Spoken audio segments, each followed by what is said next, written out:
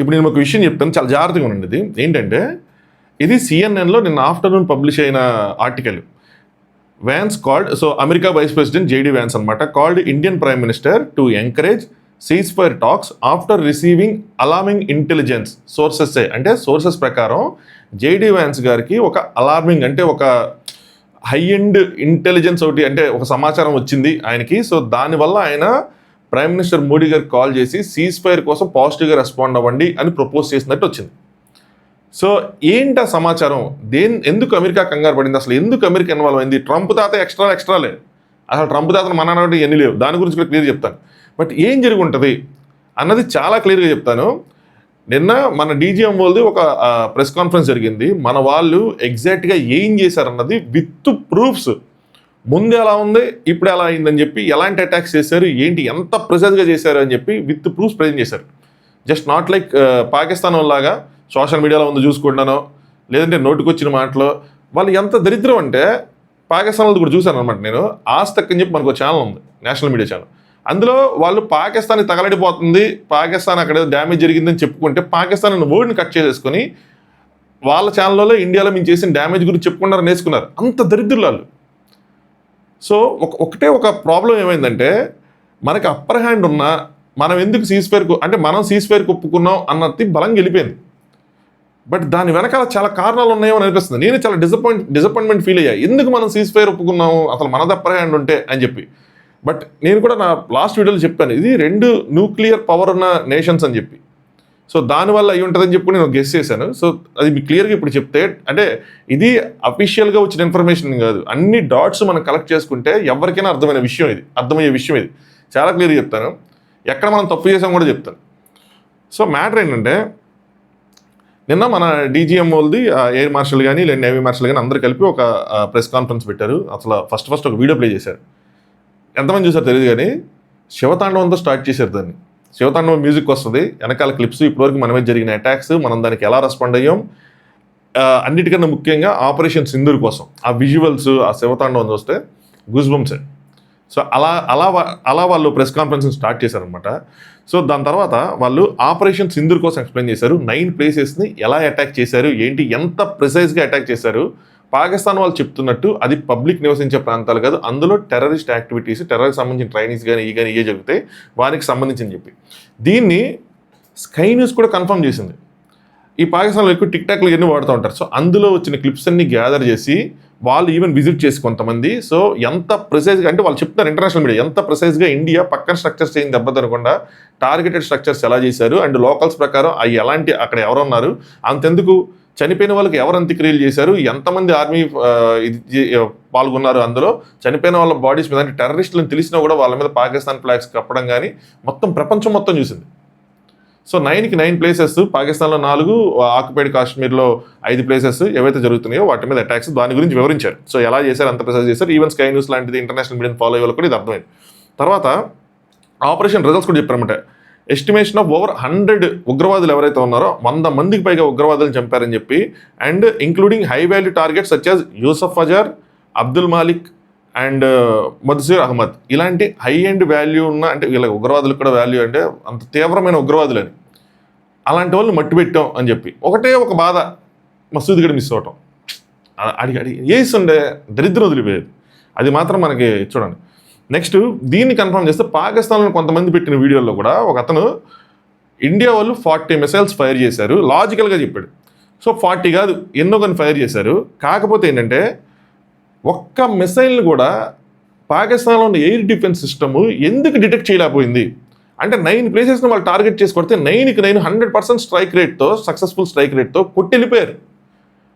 Pakistan defence ఎంత వీక్గా ఉందో చూడండి. దీనికి పాకిస్తాన్లో ఆయన వాళ్ళ మినిస్టర్స్, ఎంపీలు ఉంటారు కదా, అందులో పార్లమెంట్ దాంట్లో మాట్లాడుతున్నాడు, ఎందుకండి మీరు ఇన్సెక్ట్ చేయలేకపోయారు, వాటిని మధ్యలో ఎందుకు ఆపలేకపోయారంటే, అంటే మన రేడార్స్ని కానీ మన డిఫెన్స్ మెకానిజం కానీ ఆన్ చేస్తే అది చాలా హై ఉంటుంది, మీకు నేను సరిగ్గా చెప్పలేను అని చెప్పి ఆన్ చేస్తే మళ్ళీ మన లొకేషన్ తెలిసిపోతాయని చెప్పి ఇంటర్సెప్ట్ చేయలేదని చెప్పి, అది అసలు చూస్తారు నవ్వులు.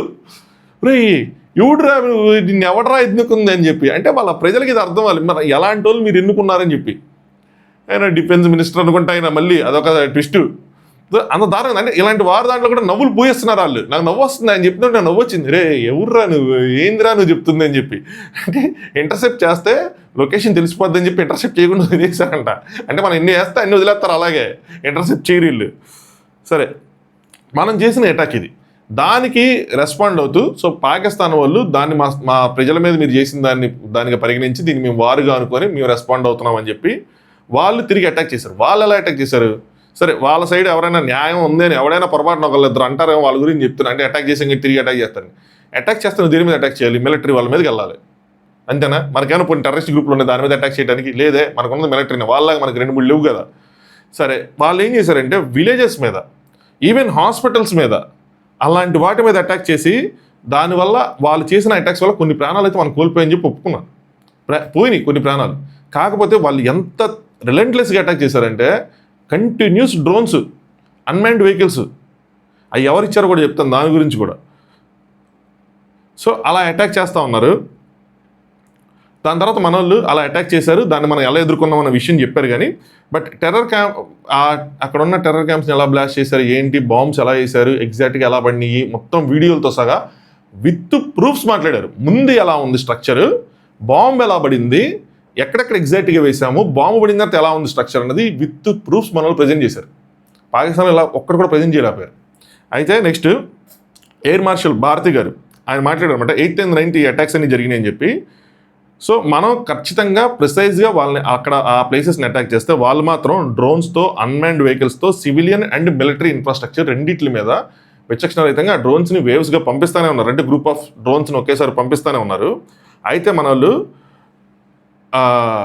అన్నిటినీ కూడా అంటే భూమి మీద డ్యామేజ్ జరగకుండా మ్యాక్సిమం అన్ని ఆకాశంలోనే వాటిని ఇంటర్సెప్ట్ చేశారు. అంటే అక్కడే వాటిని పేల్చడం చేశారనమాట మనకున్న డిఫెన్స్ సిస్టంతో. దాంతోపాటు మన వాళ్ళు ఏం చేశారంటే వాటిని ఆపి వాళ్ళకు ఒక సిగ్నల్ అయితే ఇచ్చారు, మీరు మమ్మల్ని ఏం చేయలేరు. అయినా వాళ్ళు రిలెంట్లెస్గా అటాక్ చేస్తూ ఉంటే ఇంక మన వాళ్ళు దానికి ప్రతిచర్యగా ఏం చేశారంటే దట్ వెరీ నైట్, ఆ 8th and 9th, ఆ టైంలో 9th అనుకుంటా, we struck their radar installation. Lahore and గుజరాల్లో ఏవైతే వాళ్ళ రాడార్ ఇన్స్టాలేషన్స్ ఉన్నాయో, అంటే ముందు మన వాళ్ళు ఒక ప్లాన్ తెలియదు అనమాట. రాడార్ అంటే ఎవరైనా వస్తే, ఏదైనా వెహికల్ ఏదైనా వస్తే, ఏదైనా ఫ్లైట్ కానీ ఏదైనా వస్తే డిటెక్ట్ చేసేది. అలాంటి వాటిని డ్యామేజ్ చేశారు. సో దట్ ఫర్దర్గా అంటే వాళ్ళకి ఒక ఇన్ఫర్మేషన్ లేదు ఏంటంటే ఇప్పుడు అది డ్యామేజ్ అయింది కాబట్టి నువ్వు ఇంకా అటాక్ కంటిన్యూ చేస్తే మేము కనుక విమానాలు వేసుకొని వచ్చామంటే మీరు ముడుచుకోవాలి అని చెప్పి. సో అలాంటి ఇన్స్టాలేషన్స్ని మన వాళ్ళు డ్యామేజ్ చేశారు చాలా పక్కాగా. మళ్ళీ అగైన్ సివిలియన్స్ని వాళ్ళని ఎవరిని టార్గెట్ చేయకుండా చేశారు. మనకి ఆ మానవతా దృక్పథం అన్నది మన బ్లడ్లో ఉంది. అదే ప్రాబ్లం, మనం రాక్షసుల్లా ప్రవర్తించలేం వాళ్ళలాగా. అలా చేస్తుంటే విషయం వేరేలా ఉండేది. మేబీ ప్రపంచం ముందు మనం దోషులుగా కూడా నుంచునే వాళ్ళం లేండి అలా చేస్తుంటే. పాకిస్తాన్ని ఈరోజు పాకిస్తాన్ పాస్పోర్ట్ని కానీ పాకిస్తాన్ని కానీ గౌరవించకపోవడానికి అదే కారణం. ప్రపంచం మొత్తానికి తెలుసు వాళ్ళంత దరిద్రులు అన్నది. ఎనీవే, సో అది ఎందుకు చేశారంటే to indicate we're ready but we don't want to escalate అని. అంటే మేము ఇదే చేయిస్తామంటే మేము ఇంకెంతకన్నా గట్టిగా చేయగలము, మీరు ఊహించుకోండి ఇక్కడ దాకా వచ్చామంటే ఇంకెంత దూరం చేయగలమని. But we don't want to escalate. మేము ముందుకే అంత ఇదిగా వెళ్ళాలనుకోవట్లేదు. ఇది మళ్ళీ మన వెనక్కి తగ్గినట్టు కాదు, ఎనిమికి ఒక వార్నింగ్ ఇచ్చినట్టు. అయితే ప్రాబ్లం ఎందుకంటే 2 దేశాలు న్యూక్లియర్ వెపన్స్ ఉన్న దేశాలు. ఇక్కడ చాలామంది ఈ న్యూక్లియర్ దానికి ఇప్పుడు ఎందుకు వస్తుంది, ఆ ఇజ్రాయెల్ పాలస్తీనా జరిగినప్పుడు కానీ లేదంటే ఉక్రెయిన్ రష్యా జరిగినప్పుడు కానీ ఎందుకు రావట్లేదు, అక్కడ మాత్రం వాళ్ళు అటాక్ చేసుకుంటూ వెళ్ళిపోతున్నారు. ఎందుకంటే ఆ దేశాల దగ్గర న్యూక్లియర్ వెపన్స్ లేవు. రష్యా దగ్గర ఉంది, ఉక్రెయిన్ దగ్గర లేదు. మోరోవర్ ఇంకో విషయం చెప్పనా, మేజర్ ప్రాబ్లం ఎక్కడ వస్తుందంటే న్యూక్లియర్ వెపన్స్ ఉన్న అన్ని కంట్రీస్లోనూ దానికి సంబంధించిన అధికారాలు సివిలియన్ గవర్నమెంట్స్ దగ్గర ఉన్నాయి. వేరే పాకిస్తాన్ ఒకటి వెరైటీ ఏంటంటే వాళ్ళది కేవలం ఆర్మీ దగ్గర రైట్స్ ఉన్నాయి. అంటే గవర్నమెంట్తో సంబంధం లేదు. ఆర్మీ వేసేయాలి అనుకుంటే వేసేస్తుంది. మనం అలా కాదు. మన ఆర్మీ వేయాలంటే మనకు చాలా ముందు ప్రైమ్ మినిస్టర్ అప్రూవల్ కావాలి, దాని రాష్ట్రపతి అప్రూవల్ కావాలి, దానికి ఒక అఖిలపక్ష సమావేశం పెట్టాలి, అందరితో మాట్లాడాలి, అంత చేసి మనం వెళ్ళాలి. న్యూక్లియర్ మిసైల్ లాంటిది వేయాలంటే ఈవెన్ వారికి వెళ్ళాలన్నా కూడా మనం చాలా ప్రాసెస్ ఉంది, మనకి అదంతా ఫాలో అయ్యాలి, సింపుల్గా అయిపోదు. కానీ పాకిస్తాన్ అలా కాదు, అంత ఆర్మీ కంట్రోల్లో ఉంటుంది. ఈవెన్ ఇప్పుడు వాళ్ళకి ఆ ప్రధాని వద్దనుకుంటే ఆర్మీ తలుచుకుంటే దిగిపోతాడు. సో ఆర్మీ రూల్డ్ నేషన్ అది. ఆర్మీ వాళ్ళకి అంటే మ్యాక్సిమం మెజారిటీ ఆఫ్ ద పీపుల్కి హై ఎండ్లో ఉండే వాళ్ళకి ఎమోషన్స్ అంటే సామాన్య జనం ఇలాంటివి ఉండదు అనమాట. ఇప్పుడు బాహుబలి బల్లాల దేవ్ ఎలా ఉంటుంది చూడండి, రాజుకి సైనికుడికి ఉన్న డిఫరెన్స్ తెలుస్తుంది చూసారా, సేమ్ అంతే.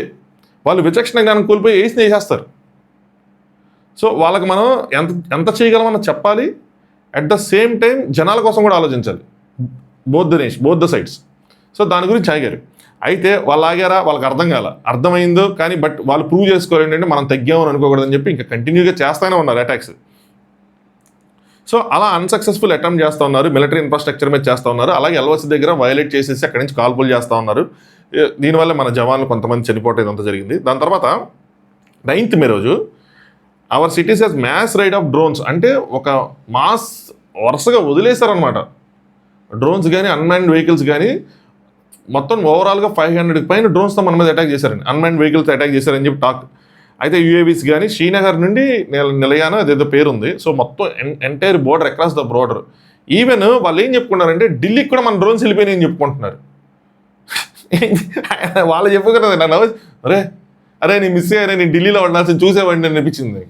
ఇది నోటికి ఎంత వస్తే అంత చెప్పుకున్నారు వితౌట్ ప్రూఫ్, వాళ్ళు ఏం చెప్పినా కూడా మళ్ళీ. అయితే మనోళ్ళు ఫుల్ ప్రిపేర్గా ఉండి మన ఎయిర్ డిఫెన్స్ ప్రిపరేషన్తో ఫుల్గా ఉండి గ్రౌండ్ లెవెల్లో ఏ డ్యామేజ్ జరగకుండా, ఈవెన్ రాజస్థాన్ అటున్న ప్రాంతాల్లో ప్రజలు కూడా క్లియర్గా చెప్పారు, లేదంటే ఒక డ్రోన్ కూడా కింద పడలేదు, మొత్తం పైన ఇంటర్సెప్ట్ చేశారని చెప్పి. శ్రీనగర్ అటు సైడ్ అయితే కుర్రాళ్ళు వీడియోలు తీసుకుంటా మంచి ఫోజులు ఇచ్చుకుంటా చేసుకున్న వీడియోలు ఉన్నాయి. అంటే అన్ని అక్కడ ఇంటర్సెప్ట్ ఉంది, వాళ్ళకి భయం లేదు, పైన ఇంటర్సెప్ట్ అయిపోతున్నాయి.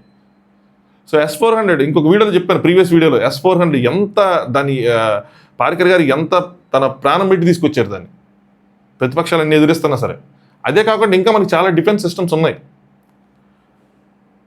అయితే కానీ మనం ఎలాంటి వార్నింగ్ ఇస్తున్నా enemy wanted to have a fight అని చెప్పి ఆయన క్లియర్ చెప్పారు. సో ఎనిమీకి ఫైట్ కావాలి. నేను చెప్పాను మీకు యుద్ధం కావాలంటే యుద్ధమే ఇస్తాం, మీకు శాంతి కావాలన్నా శాంతి ఇస్తాం. మనం ఎందుకు తగ్గాలి, మనం బలం ఉన్న వాళ్ళం, మనం తగ్గితే ఎలాగా? సో మన వాళ్ళు ఏం చేశారంటే అప్పుడు ఇంకెలా కాదు, వీళ్ళకి ఇంకా గట్టిగా బుద్ధి చెప్పాలని ఈయన measured and calibrated response, again జనంకి ఏం కాకూడదు అని చెప్పి మెజర్డ్ వేలో క్యాలిబ్రేటెడ్గా రెస్పాన్స్ ఇచ్చారు. We targeted their military installations. So పాకిస్తాన్లో ఉన్న మిలిటరీ ఇన్స్టాలేషన్స్ని, ఎయిర్ బేసెస్ని కానీ రాడార్స్ని కానీ మన వాళ్ళు టార్గెట్ చేసి వాటిని అటాక్ చేశారనమాట. ఇలా చేస్తున్నా కూడా వాళ్ళు ఇంకో పక్క నుంచి డ్రోన్స్తో అటాక్ చేస్తూనే ఉన్నారు. అయితే వీళ్ళు ఇదేంటి తెలుసా, వీళ్ళ ప్లాన్, వాళ్ళు అంత ధైర్యం ఎందుకు చేయగలుగుతున్నారు తెలుసా, మనం ఆపలేమో అని చెప్పి. దానికి కారణం ఏంటంటే ఒక్కరు బుద్ధి.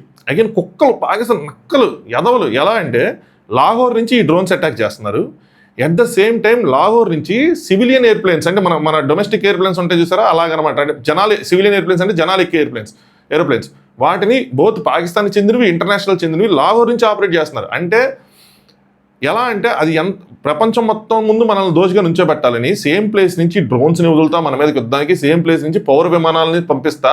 ఒక్క అటాక్ కనుక మనం మిస్ అయ్యి, డ్రోన్ మిస్ అయ్యి, ఇమాజిన్ ఒక్క పౌర విమానాన్ని తగులుంటే ఏమనేవాళ్ళు, ప్రపంచం మొత్తం ముందు మనం దోషిగా నుంచిన వాళ్ళం. అలా అని చెప్పి వచ్చే డ్రోన్స్ వదిలేస్తే ఇక్కడ ఇండియన్ ఆర్మీని మీరు ఖచ్చితంగా మెచ్చుకొని తీరాలి, ఎంత ప్రిసైజ్గా డ్రోన్స్ ఆపారు అని చెప్పి. ఈ క్రమంలో 1-2 డ్రోన్స్ కూడా మిస్ అయ్యి ఉండొచ్చు, ఒకవేళ మిస్ అయ్యి పడినా కూడా మనం దాన్ని అబ్జెక్ట్ చేయలేం.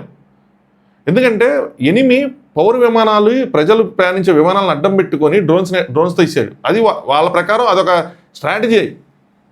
ఇదేం స్ట్రాటజీ, దమ్ము లేదు వాళ్ళకి.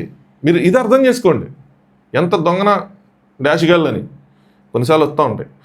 అయితే అక్కడి నుంచి లాంచ్ చేశారు, పాక్ మాత్రమే ఇంటర్నేషనల్ కూడా లాంచ్ చేశారు. అయినా సరే మన వాళ్ళు చాలా జాగ్రత్తలు తీసుకొని ప్రిసైజ్గా ఆ డ్రోన్స్ని మాత్రమే ఇంటర్సెప్ట్ చేశారు, ఏరోప్లేన్స్ని కాకుండా. ప్రపంచానికి విషయం తెలియాలి. నెక్స్ట్ DGM ఇంకో రేంజ్ మెన్షన్ చేశారంటే పాకిస్తాన్లో ఒప్పుకున్నారు 35 నుంచి 40 మంది వాళ్ళ సైనికులు చనిపోయారు యుద్ధంలో అయ్యి అని చెప్పి. నెక్స్ట్ మన ఎయిర్ దాని మార్షల్ భారతి గారు చాలా ప్లేసెస్ని, అంటే ఈ మిలిటరీ బేసెస్ని ఏవైతే అటాక్ చేశారో వాటి లిస్ట్ విత్ ప్రూఫ్ ముందు ఎలా ఉంది తర్వాత ఎలా ఉందని చెప్పి చాలా నీట్గా ఎక్స్ప్లెయిన్ చేశారు. ఏంటంటే ఇమేజెస్ చూపించి మరి. పసూర్ ఎయిర్ డిఫెన్స్, నాకు కొంచెం నేమ్స్ కనుక ప్రొనౌన్సియేషన్ అటు ఇటు అయితే కొంచెం క్షమించాలి. Pasrur air defence, next Chunian air defence, next Arifwala air defence. ఈ 3 ఏంటంటే రాడార్లు ఉన్న ప్లేస్లు. సో వాటి రాడార్స్ని ఎలా నేలకూల్చాము అని చెప్పి ముందు ఇమేజ్, హిట్ ఎలా చేశారు, నెక్స్ట్ తర్వాత ఇమేజ్. దాని తర్వాత సరోగ్దా ఎయిర్ ఫీల్డ్ ఉంటుంది కదా, అది అక్కడే యాక్చువల్గా ఏంటంటే ఎయిర్ బేస్ అనమాట. అక్కడే లాట్ ఆఫ్ F-16 సంబంధించిన అసెట్స్ కానీ వాళ్ళ ట్రైనింగ్ ఇన్స్టిట్యూట్లు కానీ ఉంటాయంట. సో దాన్ని అటాక్ చేశారు, ఆ ఎయిర్ బేస్ని. దాని తర్వాత రహీమ్ యార్ ఖాన్ ఎయిర్ ఫీల్డ్, దాన్ని అటాక్ చేశారు. దాని తర్వాత చక్లాల ఎయిర్ ఫీల్డ్ నూర్ఖాన్లో ఉంటుంది, దాన్ని అటాక్ చేశారు. ఇది చాలా ఇంపార్టెంట్ ఎంటైర్ వీడియోకి ఇదే యాక్చువల్గా. సో దీన్ని మీరు గుర్తుంచుకోండి, దీని గురించి చెప్తాను. Next major air base, Sukkur airfield, Bholari airfield, Jacobabad airfield అని చెప్పి ఇలా చాలా ఎయిర్ ఫీల్డ్ని, వాటి రన్వేస్ని కానీ అక్కడ ఉన్న కాంప్లెక్సెస్ని కానీ మన వాళ్ళు అటాక్ చేశారు. విత్ ప్రూఫ్స్ ఇవన్నీ చూపించారు. ఒక ఎయిర్ బేస్ అయితే ఒక పెద్ద 10 మీటర్స్ గోయిపడింది.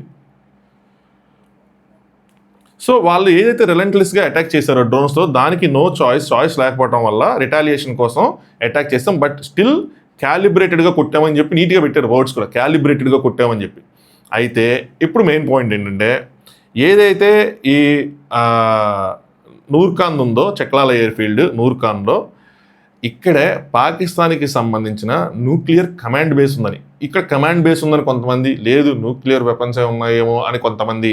సో ఇది ఒక ఆర్గ్యుమెంటెడ్ పాయింట్ అనమాట. బట్ న్యూక్లియర్ సంబంధించింది ఏదో అక్కడ ఉంది, మీరు అలా ఊహించుకోండి. న్యూక్లియర్ సంబంధించి ఏదో ఒకటి ఉంది, అక్కడ ఉంది. మన వాళ్ళు కొట్టినప్పుడు దానికైనా డ్యామేజ్ జరిగి ఉండాలి, లేదా దాని దగ్గరలో అయినా సరే, అఫీషియల్ కాదు అగైన్. బట్ ఒక కన్సర్న్ అయితే మాత్రం పాకిస్తాన్కి రేజ్ అయింది. అంటే మన వాళ్ళకి తెలిసిపోయిందనో, లేదంటే అక్కడ వరకు మనం వెళ్ళిపోయాం, కావాలంటే మేము దాన్ని కూడా కొట్టేయగలం అని చెప్పు. కానీ పాకిస్తాన్ గుండెల్లో రైలు పరిగెట్టడం మొదలుపెట్టినాయి. వెంటనే వాళ్ళు యూఎస్కి కాల్ చేశారంట, మీరు ఇంటర్వ్యూని అయ్యి దీన్ని సిచ్యువేషన్ డీఎస్కలేట్ చేయండి అని. మేము మాట్లాడాం, మీరే ఫోన్ చేయండి అని చెప్పి చెప్తా, మీ మధ్యలో రాము, చేయండి అని చెప్పి. అట్ ద సేమ్ టైము ఎప్పుడైతే ఇంటెల్ కరెక్ట్ అని తెలుసుకున్నారో, జేడీ వ్యాన్ గారు, ఆయన ఉప అధ్యక్షుడు, ఆయన ట్రంప్తో మాట్లాడి నెక్స్ట్ మన ప్రైమ్ మినిస్టర్ కాల్ చేశారని మొత్తం ఇన్ఫర్మేషన్ అని చెప్పకుండా, ఏమైనా 2 దేశాల మధ్యలో న్యూక్లియర్ వెపన్స్ ఉన్నాయి కాబట్టి అదొకటి ఉంది కాబట్టి ఈ సిచ్యువేషన్ ఎస్కలేట్ అవుతుంది కాబట్టి వాళ్ళు చేస్తే మీరు ఒప్పుకోండి అని రిక్వెస్ట్ చేశారని చెప్పి. అంతే, అంతకు మించి ఇంటర్నేషనల్ ఇందులో దాని ప్రెషర్ కానీ ఇండియన్ ఆర్మీ మీద ఏదీ లేదు. అగైన్ ఇదంతా అన్అఫిషియల్. సో దాని తర్వాత మీరు నిన్న వీడియో చూసినా కూడా మన ఇండియన్ ఫారెన్ సెక్రటరీ ఏం చెప్పారు, పాకిస్తాన్ డీజీఎంఓ కాల్ చేశారు. నిన్న ఆ వీడియోలో కూడా అదే చెప్పారు, యుద్ధం ఆగిపోయింది అన్న previous video. Pakistan DGMO call చేశారు, 2 లైన్లు చెప్పారు. పాకిస్తాన్ డీజీఎంఓ కాల్ చేశారు, బ్రేక్ ఇద్దాం, సీజ్ ఫైర్కి ఒప్పుకుందాం అన్నారు. మనోళ్ళు కూడా ఒప్పుకున్నారు. మే 12వ తారీఖు మధ్యాహ్నం 12 గంటలకు మళ్ళీ మాట్లాడుకుందాం, నెక్స్ట్ మీటింగ్ ఫిక్స్ చేశారు. అప్పుడు దాకా ఏం చేయొద్దని. ఇప్పుడు దీని తర్వాత మీకు వచ్చే క్వశ్చన్ ఉండొచ్చు, నిజంగా పాకిస్తాన్ ఇంత భయపెడితే, అక్కడ ఇంత జరిగిందని తెలిస్తే, మళ్ళీ సీజ్ ఫైర్కి అగ్రీ చేసిన తర్వాత మళ్ళీ ఎందుకు అటాక్ చేశారని. ప్రాబ్లం ఏమైందంటే, దీని తర్వాత సీజ్ ఫైర్ ఇదంతా అయిపోయి మనోళ్ళు అఫీషియల్ నోటీస్ ఇచ్చిన తర్వాత, వాళ్ళు నోటీస్ ఇచ్చిన తర్వాత వాళ్ళు ఏం చెప్పారు, 2 దేశాలు ఒప్పుకున్నారని చెప్పారు. ఇచ్చిన తర్వాత వాళ్ళ ఫారెన్ సెక్రటరీ ఒక అఫీషియల్ స్టేట్మెంట్ రిలీజ్ చేశాడు. అందులో ఏం చేశాడంటే, ఆయన థ్యాంక్స్ టు యుఎస్ గవర్నమెంట్ అని చెప్పి యుఎస్ గవర్నమెంట్కి మెన్షన్ చేశాడు. అగైన్ ఇది ఒక పాయింట్ చూసుకోండి, డాట్. మనం చెప్పలే అక్కడ యుఎస్ గవర్నమెంట్కి థ్యాంక్స్ అని చెప్పి. ఆయన ఎవరైతే ట్రంప్ ఉన్నాడో, తాతకి తేట ఎక్కువ, ఆయనకి ఏంటంటే క్రెడిట్ కావాలి. సో ఆయన అక్కడ మనకి ఎలా ఇక్కడ ట్విట్టర్లో ఉందో, అక్కడ ట్రూత్ సంథింగ్ ఏదో ఉంది, దాంట్లో పోస్ట్ చేసుకొని అదే దాన్ని తీసుకొచ్చి ట్విట్టర్లో కాపీ పెట్టుకున్నాడు. సో నేనే ఆపా అన్న విధంగా. బట్ థింగ్ ఏంటంటే ఇది జరిగింది. సో పాకిస్తాన్ ఫారెన్ సెక్రటరీ ఏం చేశాడు, ఒక అఫీషియల్ స్టేట్మెంట్ రిలీజ్ చేసి అందులో యూఎస్కి థ్యాంక్స్ చెప్తూ యూఎస్ క్రెడిట్ ఇచ్చాడు. ఇలా చెప్తే ఎవరికి కాలుతుంది, చైనా వాళ్ళకి కాలుతుంది. చైనా వాళ్ళకి కాలింది, మీకోసం మేము ఎంత చేస్తే మీరు యూఎస్కి దగ్గర అయిపోతే మేము ఎవరో ఎరిపప్పలమా అని చెప్పి. So that is somehow triggered Pakistan. Trigger చేసి మళ్ళీ డ్రోన్స్తో సీజ్ ఫైర్ వైలేట్ చేసి అటాక్ చేసి ఉంటారు. లేదంటే ఇలా కూడా ఉండొచ్చు, వెళ్తా మన దగ్గర 4 మిగిలిపోయిన వేసేసి వెళ్ళిపోదాం అని చెప్పి, ఇది ఫన్నీ వేలో. బట్ సమ్హౌ అదేమైనా ట్రిగ్గర్ చేసి ఉండొచ్చు, దాంతోనే వాళ్ళు మళ్ళీ దాన్ని వైలేట్ ఇచ్చేసారన్నమాట, అధిగమించి చేశారు. బట్ స్టిల్ మనం దానికి కట్టుబడి ఉన్నాం కాబట్టి మనం వాటిని ఆపేమే కానీ మళ్ళీ తిరిగి అటాక్ చేయలేం. సో దీన్ని, ఈ ఎంటైర్ సిచ్యువేషన్ని మనం కరెక్ట్గా నేరేట్ చేసుకోలేకపోయాం. ప్రాబ్లం ఇది. ఏం జరిగింది ప్రాబ్లం చెప్తున్నాను. వీళ్ళు చేసిన తర్వాత ఏం చేశారు, పాకిస్తాన్ ప్రైమ్ మినిస్టర్ కూడా 8 to 9 మాట్లాడాల్సిన ప్రెస్ కాన్ఫరెన్స్ని దీనికోసమే చైనా నుంచి ఆపటం వల్ల, చైనా వాళ్ళు ఆపారని చెప్పి దాని తర్వాత 11 చేశాడని ఒక నేషనల్ మీడియాలో ఒక ఛానల్ వాళ్ళు దీన్ని పర్టికులర్గా దానికోసం ఒక ఎంటైర్ ఆర్టికల్ మొత్తం చెప్పారన్నమాట, ఒక 20 minutes. ఏంటంటే, ఈ ప్రెషర్ ఉంది, చైనా ప్రెషర్, అలాగే అట్ ద సేమ్ టైం ఇండియాకి లొంగిపోకుండా మనం ఏదో విజయం సాధించామని మనం ప్రొజెక్ట్ చేసుకోవాలి. దానికోసం ఆయన లైవ్ ఇవ్వకుండా కట్స్గా చాలాసేపు ఆయన ప్రాక్టీస్ చేసి చెప్పి చివరికి ఒక వీడియో రిలీజ్ చేశారు అని చెప్పి. ఈవెన్ ఆయన ఫేషియల్ కదలికలు కూడా ఎవరో ఆయన గైడ్ చేస్తుంటే చెప్తున్నట్టుంది అనే విధంగా ఒక వీడియో ఒకటి వచ్చింది నేషనల్ మీడియాలో. సో ఇలా ఒక ఫాల్స్ నెరేషన్ని పాకిస్తాన్ సెట్ చేసింది. కానీ వెనకాల ఉన్నది మాత్రం ఇదే.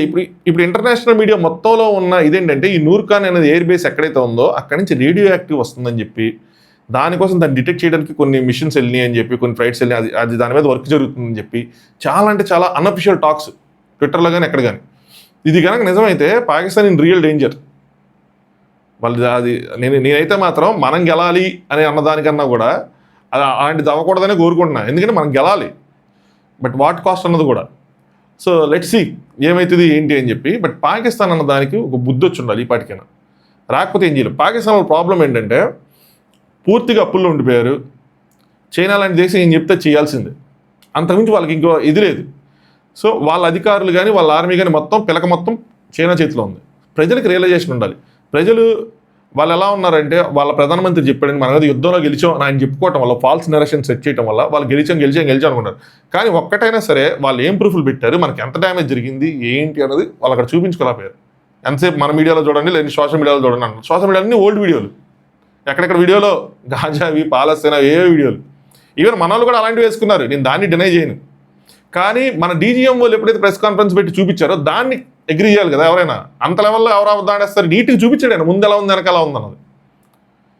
నేను ఇదే దాన్ని పిక్చర్స్ వేసి ఇమేజెస్ వేసి చెప్తే చాలా నీట్గా వెళ్తుంది.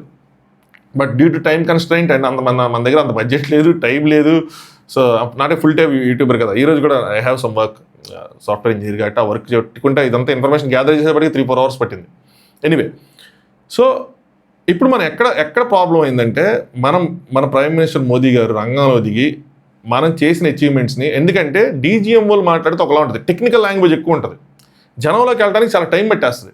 వేరే ప్రైమ్ మినిస్టర్ రేంజ్ వ్యక్తులు మాట్లాడితే అంటే పొలిటీషియన్స్ మాట్లాడే విధానం వేరుగా ఉంటుంది. మీకు అర్థమైంది కదా, పొలిటీషియన్స్ మాట్లాడేది ఒకలా ఉంటుంది, ఆర్మీ మాట్లాడేది ఒకలా ఉంటుంది. ఆర్మీ టెక్నికల్గా ప్రిసైజ్గా చెప్తుంటారు, పొలిటీషియన్స్కి అంటే రాంగ్ వేరే కాదు రైట్ వే అంటే ఒక డ్రామా అన్నది ఉంటుంది. అంటే ప్రజల్లోకి ఎలా వెళ్ళాలి ఒక పదాన్ని ఒక దాన్ని అన్నది వాళ్ళకి తెలిసింది. అక్కడ మనం ఫెయిల్ అయిపోయాం. ఇంటర్నేషనల్ మీడియాకి సరైన ఇన్ఫర్మేషన్ ఇవ్వడంలో ఫెయిల్ అయిపోయాం. దానివల్ల మనం విజయం సాధించిన అప్పర్ హ్యాండ్లో ఉన్న అసలు యాక్చువల్ గెలిచింది మనమైనా దాన్ని ఎంటైర్గా సరిగ్గా ప్రొజెక్ట్ చేసుకోలేకపోయాం. దీంతోపాటు ట్రంప్ తాత తుత్తర వల్ల, అంటే ఆయన ఏదో చేశాడు అన్న దానివల్ల, ఆయన మధ్యలో వచ్చి డీల్ చేశాడని, లేదంటే మనం వెళ్ళి వాళ్ళని అడిగామని చెప్పి కాదు. మనది అప్పర్ హ్యాండ్ ఉంది, ప్రపంచం మొత్తం చేసి మనం క్లియర్ కట్గా అప్పర్ హ్యాండ్గా ఉన్నామని. సో దీనివల్ల కొంచెం వెనకడికి వేయాల్సి వచ్చింది. బట్ మేజర్ రీజన్ రిటాలియేషన్, అంటే ఆ వెనక్కి డీఎస్కలేట్ అవ్వడానికి సిచ్యువేషను సంహౌ న్యూక్లియర్ దేన్నో కొట్టామని చెప్పి. ఇది ఇండియాకి తెలుసు మన వాళ్ళకి అక్కడ న్యూక్లియర్ సంబంధించిన ఇన్ఫ్రాస్ట్రక్చర్ ఉందని, బట్ ఎంతవరకు డ్యామేజ్ అయిందన్నది తెలియదు. సో అదనమాట సంగతి. దాని తర్వాత ఇక్కడ మనం ఇంకోటి తెలుసుకోవాలి. యుద్ధం వల్ల నాకు అనిపించింది ఏంటంటే ఏవైతే డ్రోన్స్ వచ్చినాయో ముఖ్యంగా టర్కీకి సంబంధించినవి, టర్కీకి ఎర్త్క్వేక్ వచ్చినప్పుడు మనల్ని ఎంత సాయం చేశారు. ఈరోజు కూడా మాల్దీవ్స్కి ఏదో ఇస్తున్నారు, ఫండ్ ఏదో రిలీజ్ చేస్తున్నారు. మనం ఈ మానుకోవాలా అంటే నీకు చెప్పడం ఈజీగా ఉంటుంది, ఇక్కడ కెమెరా పెట్టుకుని నాకు అంత స్థాయి అన్నది ఉండదు కానీ, బట్ స్టిల్ నాకు అనిపిస్తూ ఉంటుంది. కానీ నేను ప్రభుత్వానికి ఏం చెప్పలేకపోయినా ప్రజలకు చెప్పొచ్చు. ఈ టర్కీ, అజర్బైజాన్ దాని పేరు, ఆ కంట్రీ ఒకటి మన వాళ్ళు ఎక్కువ వెళ్తూ ఉంటారు, దుబాయ్లో ఉండే వాళ్ళు ఎక్కువ విజిట్ చేస్తూ ఉంటారు అనుకుంటా. వాటికి మనం వెళ్ళకూడదు, ఎందుకంటే వాళ్ళు ఎంటైర్లీ టూరిజం మీద బతుకుతూ ఉంటారు ఆ కంట్రీస్ అన్ని. వాళ్ళకి ఎంత ధైర్యం కాకపోతే ఈ డ్రోన్స్, మన మీద వచ్చిన డ్రోన్స్ అన్ని ఆల్మోస్ట్ అన్ని టర్కీవే. మనల్ని అటాక్ చేయడం, అంటే మన మీద నుంచి డబ్బులు సంపాదిస్తా మనల్ని అటాక్ చేయడానికి వేరే దేశానికి సహాయం చేయడం ఏంటి? అలాగే ఇండియాకి ఫెయిల్యూర్స్ కూడా ఉన్నాయి. ఐఎంఎఫ్లో ఓల్ ఇండియా కాకుండా ఇంకెవరు పాకిస్తాన్కి మనీ రిలీజ్ చేయొద్దు అన్న వ్యతిరేకంగా ఓట్ చేయించడంలో మనం ఫెయిల్ అయ్యాం.